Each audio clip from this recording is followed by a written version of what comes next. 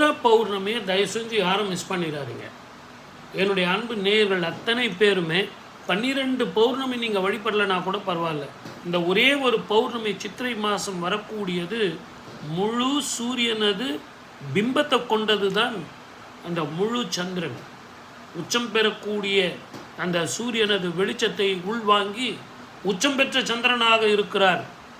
மனநிலை சரியில்லாதவர்கள், உடல் ஆரோக்கியம் பாதிக்கப்பட்டவர்கள், ஏதோ ஒரு காரணத்தினால பில்லி சூன்யம், இந்த எச்சனைகள், தாந்திரிகமான பிரச்சனைகள் உள்ளவர்கள், இவங்க எல்லாருக்குமே தீர்வு கொடுக்கிறது இந்த சித்ரா பௌர்ணமி தான்.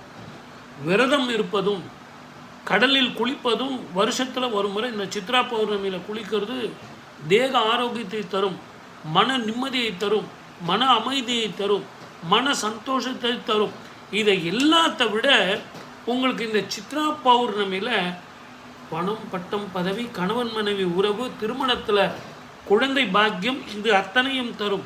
புண்ணிய நதியில் வந்து குளிக்கணும்னு சொன்னாங்க. அது எங்கே இருக்குது தெரியுங்களா? நம்ம நாட்டில் தான் இருக்குது, நம்ம ஊரில் தான் இருக்குது. தமிழ்நாட்டில் திருநெல்வேலியில் சித்ரா நதின்னு சொல்லக்கூடிய அந்த நதியில் குளித்தா சித்ரா பௌர்ணமிக்கு நீங்கள் எப்படியெல்லாம் வணங்கணும், எப்படியெல்லாம் வெற்றி பெறணும். விரதம் இருக்கிறது ஒரு வகை. இன்னொன்று, கடற்கரையில் உட்காந்து அந்த வெண்ணிலவில் உட்காந்து கணவன் மனைவியோட குடும்பத்தோடு நீங்கள் சாப்பிட்டு மகிழறதுங்கிறது ஒரு வகை. இதை நீங்கள் செஞ்சிங்கன்னா இந்த 12 பௌர்ணமிகளை கிடைக்கிற மொத்த பலன் இந்த ஒரே நாளில் கிடைக்கும். ரெண்டாவது, இந்த வருஷம் உங்களுக்கு எப்போ வருதுன்னு பாருங்கள். மே மாதம் 12ஆம் தேதி இரவு 8 மணிக்கு ஆரம்பம். மே மாதம் 12ஆம் தேதி இரவு 10:25 வரை கொண்டாடப்படும். தாராளமாக இந்த நாளில் வந்து குறித்து வச்சுங்க.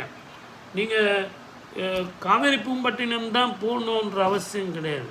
மெரினாக்கு போயிட்டு வாங்க, பெசநகர் பீச் போயிட்டு வாங்க, ஜம்முன்னு போயிட்டு ஒரு 1/2 மணி நேரம் குடும்பத்தோடு ஒரு பெட்ஷீட் எடுத்துகிட்டு போங்க, ஜம்முன்னு போட்டு சித்ரா அன்னங்கள்லாம் செஞ்சு நைட்டு ஒரு 7 மணிக்கே போயிட்டு பௌர்ணமி நிலவு அப்படி வரும். அந்த உடல் ஆரோக்கியம் சார்.